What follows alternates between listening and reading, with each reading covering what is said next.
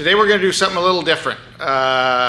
We had a 2015 Silverado in the shop here this week, and it had a indicator on the dash that said reductant fluid quality poor.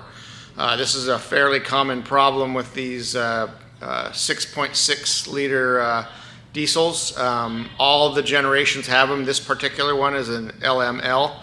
But they've had them back into the the earlier models, and they're currently happening in the LP5 current model. So it's something that if you own a Silverado or a Duramax, you're going to see it. If you work on Duramaxes, you're going to see it. So this thing took us for a loop. I literally spent 8 hours on this vehicle. Didn't charge customer 8 hours because I was learning myself, but spent a bunch of time on this thing. I had to learn how exactly this system works because it didn't appear to have any problems. It appeared to be working correctly, but it wouldn't pass the internal test to reset that indicator on in the dash. So I want to go through this system, how the system works. I want to go through how I went through diagnosing it. I want to show how I determined that there truly wasn't a problem on the system. Every component that reductant fluid quality test uses was functioning. It just didn't pass that test. It has to pass that test to turn off the light. If you are in the service industry, you are going to run into this, and there are some things that, with the help of some very smart friends, I was able to work my way through it. I have to give credit to Brian Pollock. He's a technician and shop owner in New York. He saw a post that I had on one of my Facebook pages that I follow, and he invited me to call him Thanksgiving morning. So pretty cool. We talked for about a half hour. He'd been through this problem, and he gave me some guidance that inevitably allowed this test to run complete and successfully turn that light off. So what I want to do is I want to explain how the system works. I want to explain what I did to ensure we didn't have a failure of a component, and what we did to make this thing pass in the end and satisfy our customer. So I'm going to zoom in here a little bit. I got some stuff on the board here, kind of the layout on it. We're not going to do it on the vehicle. I wasn't going to make a video on this thing. I was like I said, I was 8 hours into this thing, man. I was in a dark place on this one. And I was determined to get to the bottom of it, because we're seeing these things now, and we got to figure out how to fix them. And you're not going to find the information in the service manual, what we did. So this is information that you're going to want to listen and learn this and remember it. So that's why I'm making the video. It's kind of a different format, but I want it out there for me and my guys, if nothing else, to be able to revert back to, if we, say it's 6 months down the road before we see another one of these. I can't remember all the steps I did to make this system pass. I wanted to be able to have a video out there that I can revert back to, or have my guys revert back to. So we'll start with the system. Basically, the reductant fluid quality poor indicator comes on when the PCM sees, essentially it's a low efficiency catalytic converter. They don't use a catalytic converter, they use other components, but that's essentially what it is. If you're in the gas world, you understand that.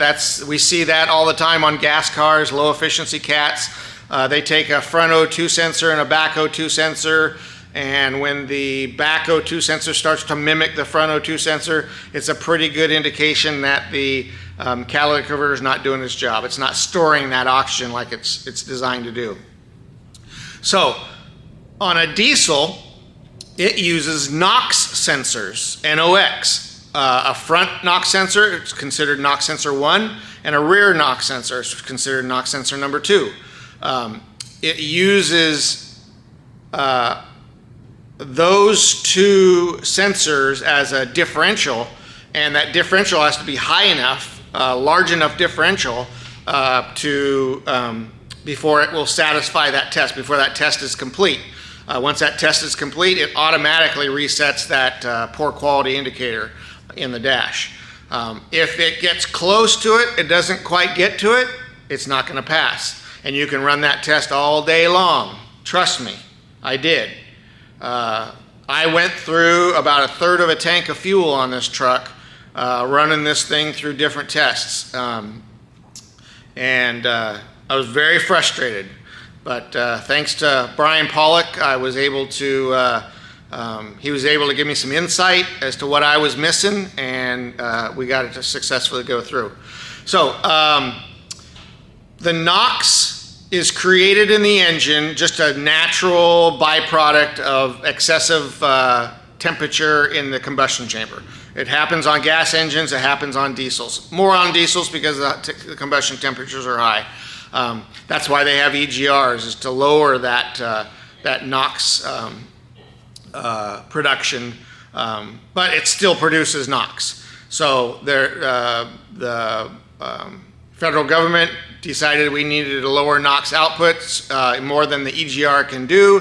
So they manufacturers developed a system in the exhaust after treatment system that will lower those readings, and we'll get into that in just a second. But so the engine naturally produces NOx. That level of NOx coming out of the engine is read by NOx sensor number 1. That's sent to the PCM. PCM knows that, let's say, 100 parts per million of NOx is produced by the engine. That's what's coming out. And that NOx 1 is going to be right at the manifold, maybe right after the turbo, depending on the vehicle you're dealing with. So that exhaust flows through the, well actually let's go through this. I'm going to zoom you in here, and we're going to get some stuff on the board. I'll explain to you what we got going here. So what we have here, here's the engine. My artwork's not great, but you get the idea what I got here. So here's the engine. This is the exhaust stream. The first component we're going to talk about is this is the NOx sensor number 1. The exhaust stream flows down into a first tank or catalytic converter looking system. It's essentially a catalytic converter, but they break it into 3 different steps. So the first one is a diesel oxidating catalyst, and it usually shares the same body as the diesel particulate filter, which is the DPF. So I've got those in the first two, components there. There's EGT sensors, exhaust gas temperature sensors, throughout the system, and it may be different depending on the system you're working on, but essentially this is a pretty good representation of it.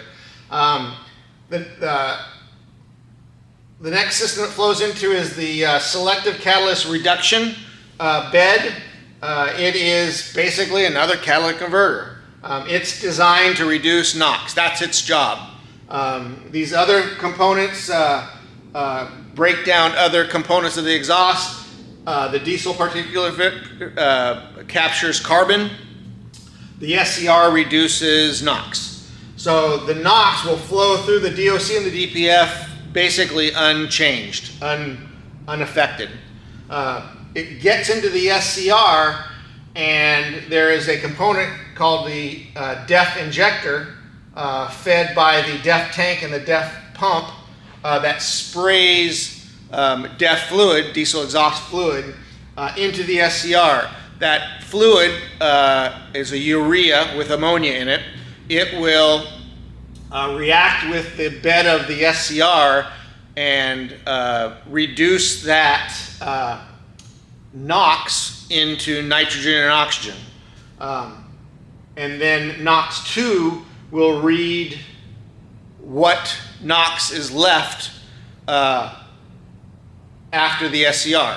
If NOx 1 reads, let's say 100 in our example here, NOx 2 needs to read 10 or less for it to pass. It needs to be a 90% reduction. You're going to read in service information and online information that 70% is what it's looking for. It ain't going to pass with 70%. It needs 90%. 85, I think, is what the number that is actually in the service information, but you need 90%. It won't pass. So, we talked about the DEF injector. So DEF is a fluid that you can buy at the parts store. It is essentially urea. It's a synthetic urea. Urea is essentially horse piss. But there's ammonia in it, and the ammonia is what reacts in the SCR to the NOx. That's what that component gets in there, and it breaks down the components of NOx into nitrogen and oxygen, which are harmless. So the DEF is stored in a tank, DEF tank. It's pumped up, it's heated and pumped up from the DEF tank through a pressure line into the DEF injector. The DEF injector is controlled by the PCM based on what's happening between NOx 1 and NOx 2. And the EGT temperature. The EGT has to be up to a certain temperature before any of this is going to work. So part of that reductant fluid quality test is just heating the system up. So when you go into that test, it's a scan tool controlled test. That raises the RPMs up to about 1900. It sits there and screams not in your bay, hopefully out in the parking lot. But it'll sit there and scream until it brings up the temperature. It'll start spraying it. The DEF in there, you can watch the pressure pump pressure, and you can watch the on time of the injector.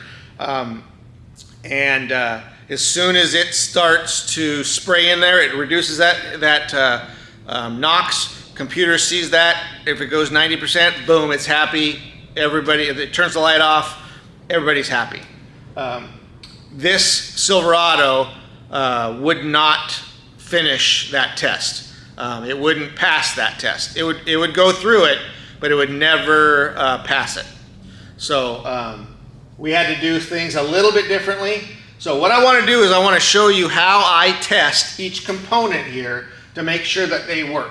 Because if we have a bad NOx and it's reading too low, NOx 2 isn't going to be able to have a big enough differential. If we have a good NOx 1 and it's showing a nice high reading, but NOx 2 also is biased high, it's not going to have a big enough differential. It's not going to pass the test. If we got EGT sensors that don't function properly, it's never going to start that test. It's never going to get to the point where it injects DEF fluid to complete the test because it has to be at a certain temperature.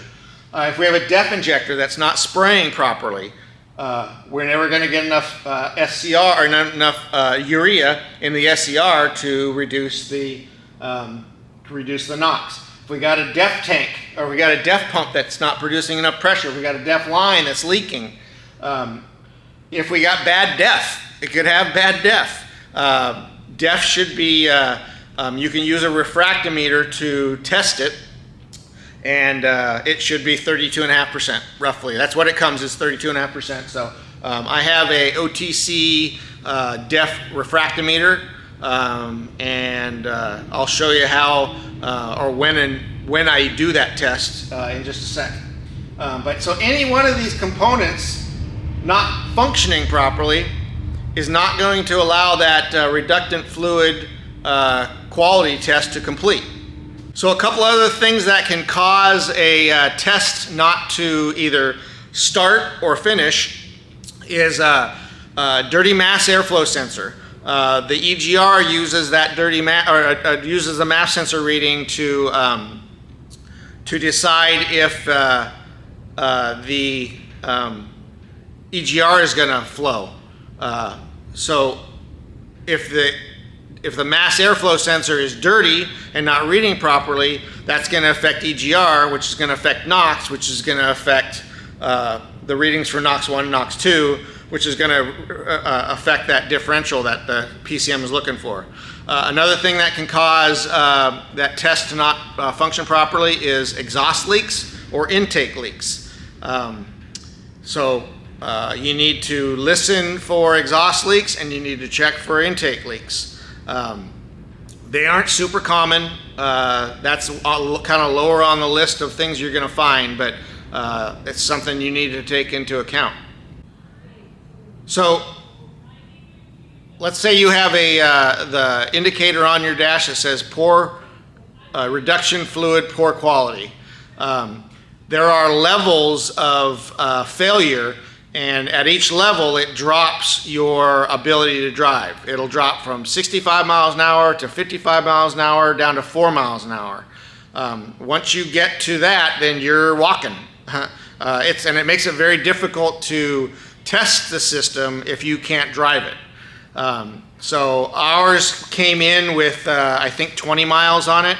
I fixed the problem at 7 miles, so I had to put some miles on it to get the thing to do its job. But at some point, I was not going to be able to drive it anymore to do these tests.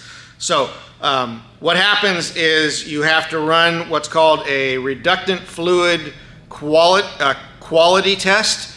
As soon as it sees that reductant fluid quality test passed, it automatically resets the timer, your countdown timer, and also the indicator on the dash. So that's what we're after, is that reductant fluid quality test to pass. It's a scanner controlled test that goes, it's just automatic, and it runs for, depending on the model of vehicle you have, 40 to 70 minutes. If it goes 70 minutes and it hasn't timed out or passed or failed, then stop it, and some criteria is not being met.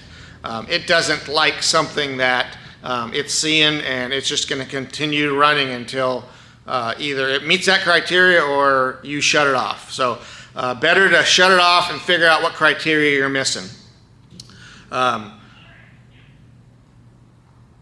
You can see in the service information what that particular criteria is. It's different on different vehicles, so we're not going to go over what it was on this vehicle, because it's different on different vehicles. So service information will be your best friend when it comes to the criteria to run that test, but it's pretty clear in there. It gives you a list of all the things.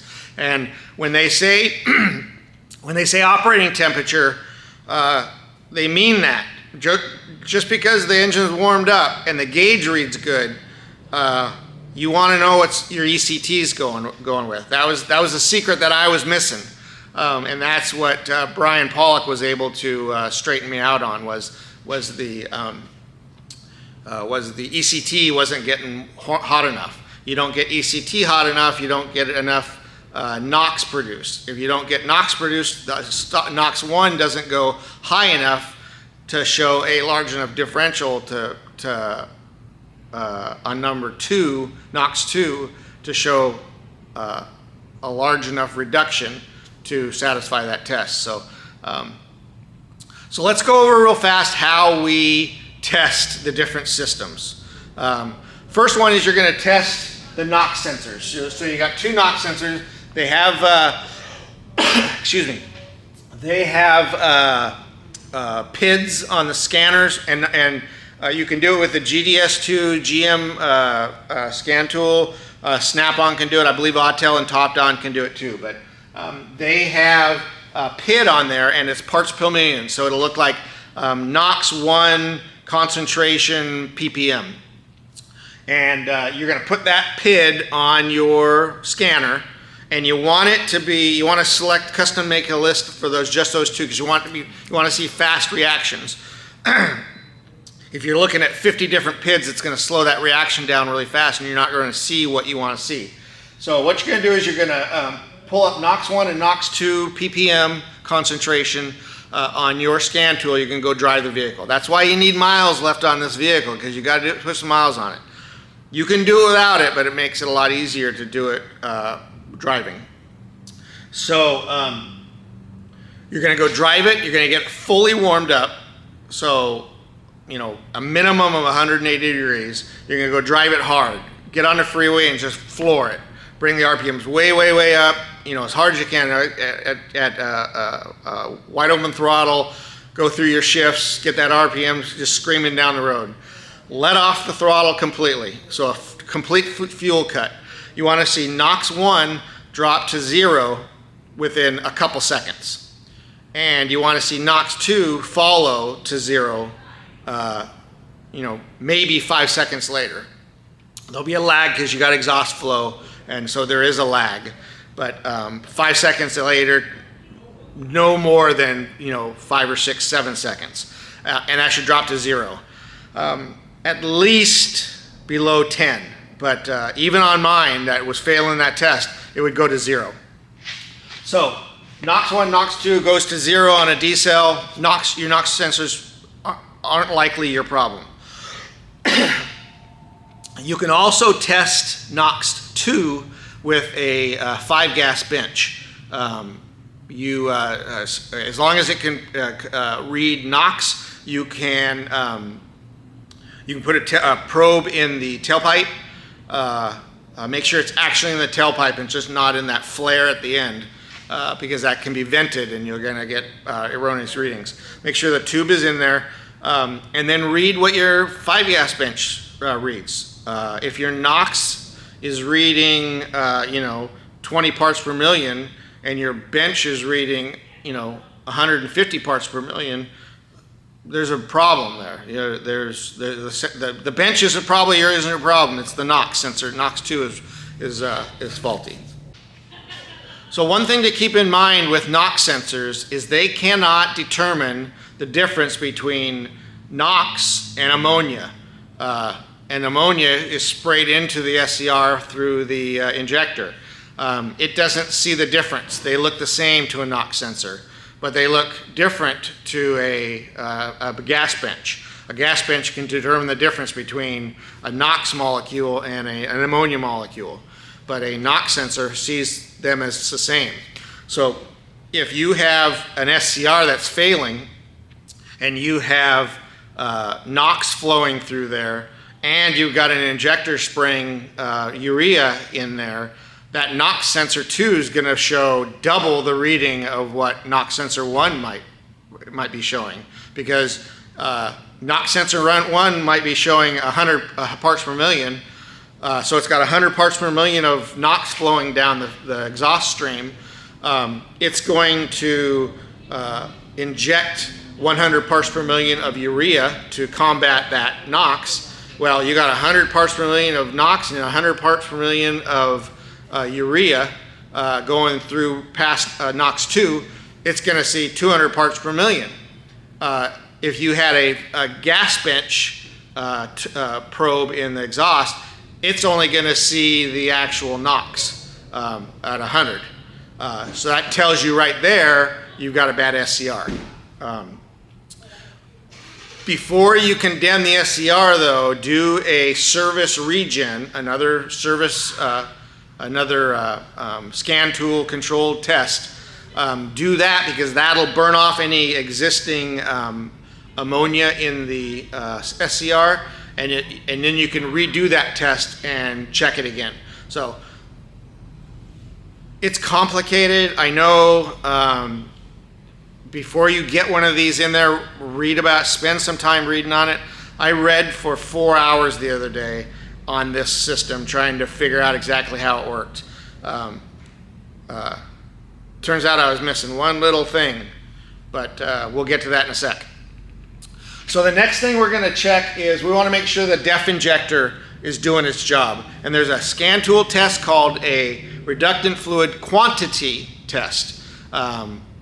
It's different than the quality test. It's the quantity of fluid that's flowing out. So to do this test, you pull the injector out of the exhaust stream, and it's usually a pain in the butt to get to, but it's not hard. Pull the thing, it's 2 nuts, pull it out, it'll dangle out. Take a graduated cylinder, and you're going to start the scan tool test, the reductant fluid quantity test. You're going to start that on the scan tool. It's going to, if there's pressure in the system, it builds pressure and the injector's working, it will spray fluid into the graduated cylinder. Let the test run its entire course. I think it's 60 seconds, might be a little longer. Seems like it's longer, but I think it's only 60 seconds. It'll spray that fluid into that graduated cylinder. When it's all done, it should have 50 milliliters. I've never seen one that didn't. So I haven't run across one that doesn't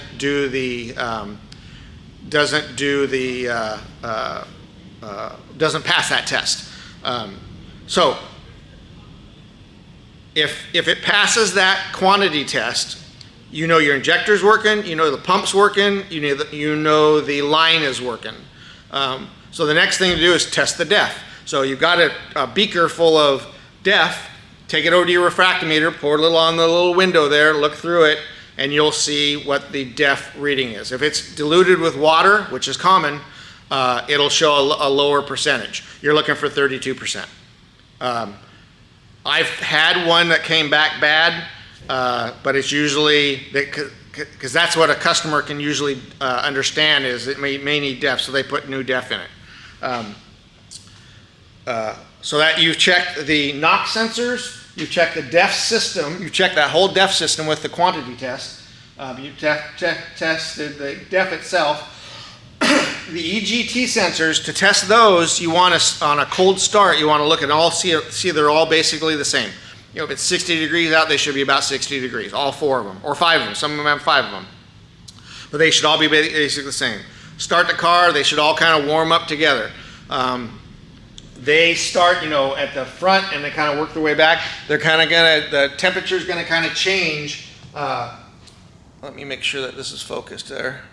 The temperature is going to change as it goes back. So these will be higher, a little lower, a little lower, a little lower. But they should all kind of be in there. If you've got, 700, 600, 200, 400, well, that one's bad. It should make sense.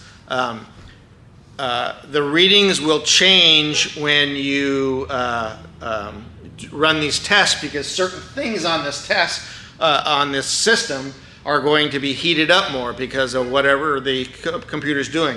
If it's injecting SCR in here, this EGT might be hotter than the rest. But a lot of the information is in service information, so don't forget to read in service information. So another thing to test is the EGR system.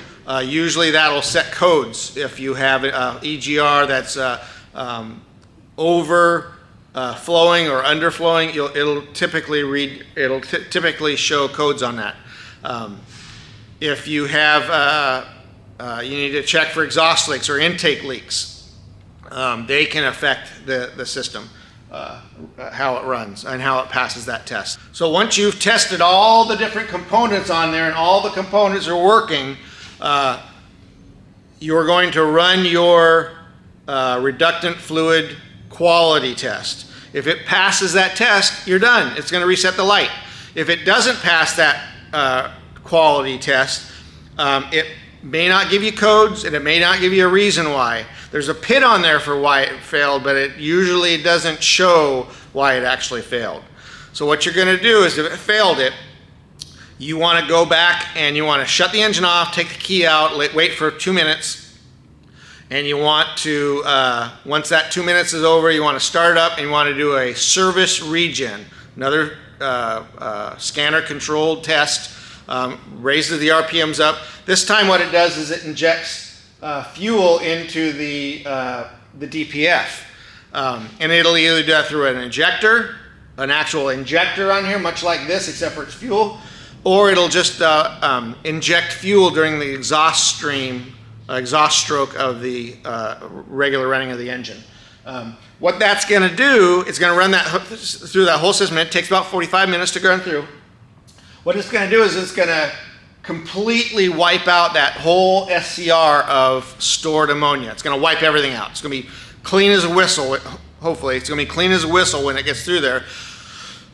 Once you're done with the service regen, shut it off, take the key out, wait 2 minutes, and that a minimum of 2 minutes, probably closer to 5 or 6 minutes. You're going to start up again, and you're going to run it through another reductant fluid quality test. What this will do is it'll do the test without knowing that all the excess ammonia has been burned off. So you're starting with a fresh sheet there. When it does this, you want to make sure that your engine temperature is 180 degrees, and you want to make sure that your NOx1 is high enough.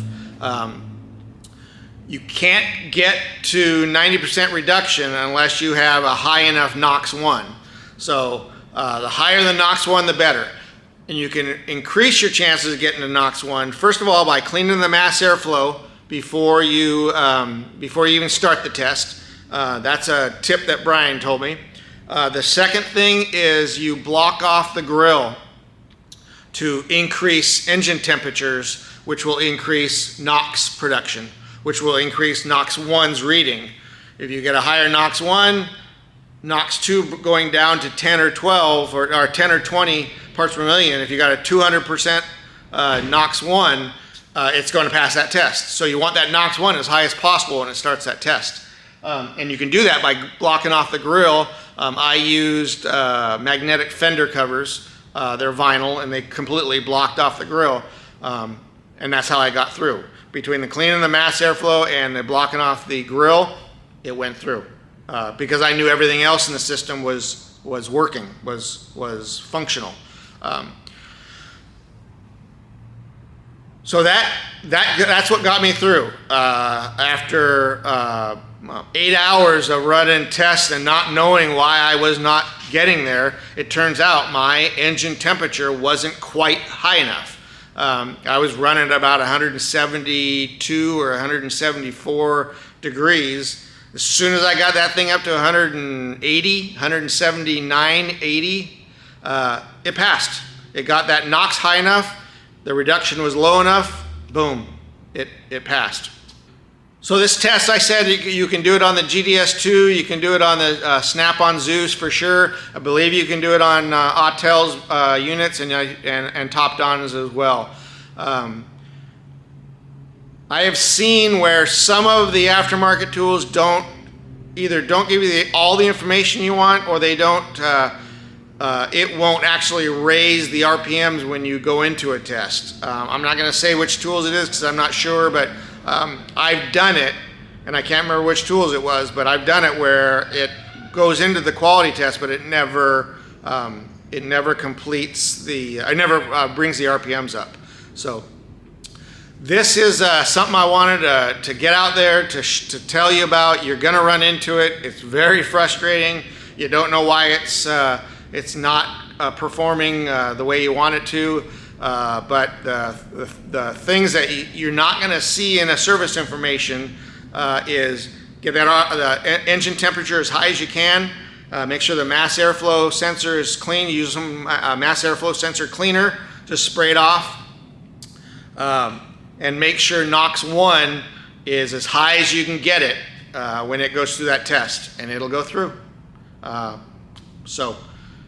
Thanks for following along. Thanks for listening.